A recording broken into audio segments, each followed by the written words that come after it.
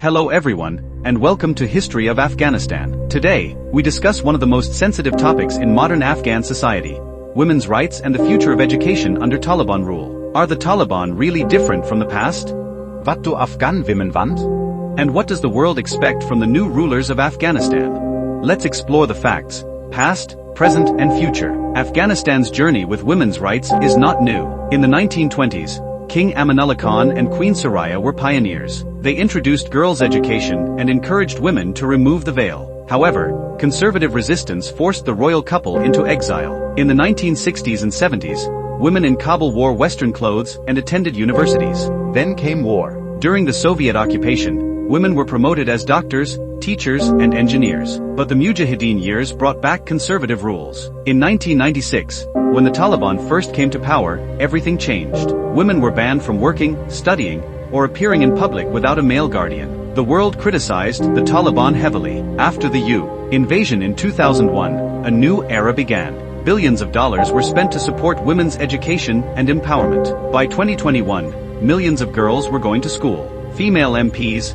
journalists, and businesswomen became a new image of Afghanistan. In August 2021, the Taliban returned to power. They held press conferences and said, "We have changed. We support women's rights under Islamic law." The world watched with hope and fear. In the first few months, some girls' schools remained open. Female anchors were seen on TV. Women continued working in some sectors. But slowly, restrictions returned. By March 2022, most secondary schools for girls were closed. Taliban said they needed time to create an Islamic-friendly curriculum. But critics say it was just a delay tactic. Primary education for girls is allowed. But from grade 7 onwards, schools are mostly closed. Areas.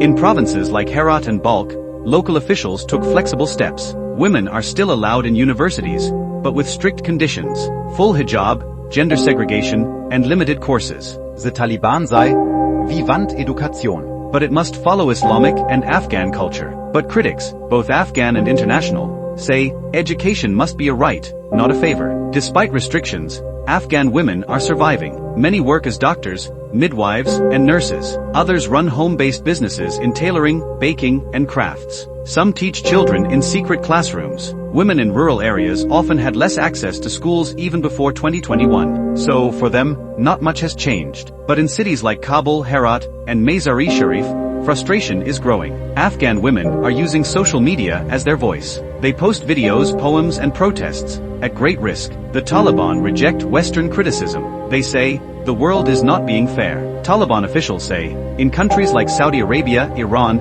and even some African nations, women follow modest dress codes. Why is Afghanistan judged differently? They also ask an emotional question: why is the world silent on Palestine? Taliban argue, in Gaza women and children are being killed daily. Where is the UN then? Where are the human rights voices when Muslim women die in airstrikes? They call this a double standard. They believe that the West only talks about women's rights when it suits political agendas. Their message is clear: we want to protect Afghan women, but according to Islamic principles, not Western ideologies. Despite fear, many Afghan women are standing strong. In Kabul, women have held small protests with signs saying, education is our right. Some were arrested. Others went into hiding. But their voices did not stop. Female teachers are organizing online classes. Some NGOs offer digital education for Afghan girls inside their homes. Outside Afghanistan, Afghan women in exile are leading campaigns. They speak in universities, parliaments, and on TV shows. Their message is one: do not forget Afghan women. The international community is divided. Some say, engage with the Taliban, offer incentives and push for reforms. Others say, do not recognize a government that denies girls the right to study. The UN has tried quiet diplomacy. Islamic scholars from Qatar, Egypt, and Turkey have advised the Taliban to open girls' schools. In response, the Taliban have allowed limited NGO work, female healthcare, and informal learning spaces. The future remains uncertain. Will pressure work? Will Afghan society demand change from within?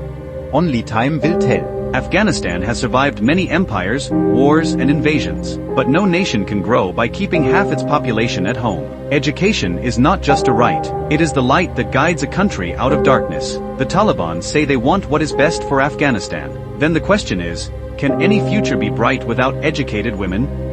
In our next video, we will ask another big question: freedom of speech and media under Taliban rule. What has changed since 2021? Subscribe to our channel History of Afghanistan, like this video, and share your thoughts in the comments below. Thank you for watching.